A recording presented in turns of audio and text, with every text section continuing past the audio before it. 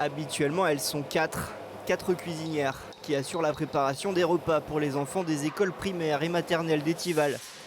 Mais ce matin, à l'embauche, Hélène était seule.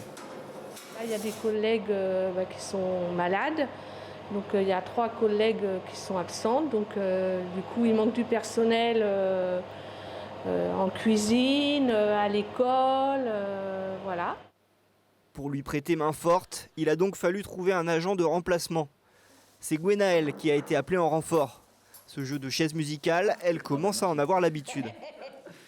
En temps normal, je suis surveillante dans la cour entre midi et 2, la périscolaire le matin et le ménage le soir dans les classes. On remplace la remplaçante, enfin bon, ça se fait, mais ça fait des longues journées. Car avec la flambée des contaminations et l'obligation de s'isoler, la commune doit faire face à une vraie pénurie de personnel. En ce jour de grève des enseignants, impossible pour le maire d'Étival de mettre en place un service d'accueil pour les enfants.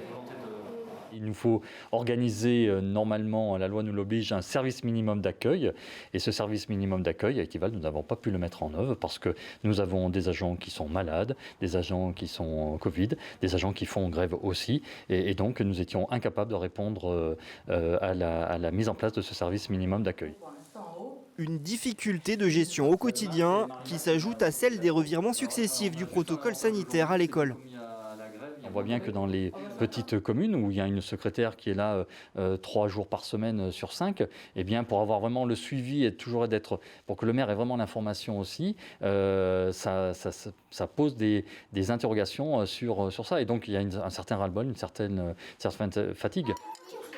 Des maires démunis, c'est aussi le constat dressé par l'association des maires ruraux de la Sarthe. Dans une communication adressée à la presse, ils demandent l'adaptation locale des contraintes sanitaires en fonction des territoires.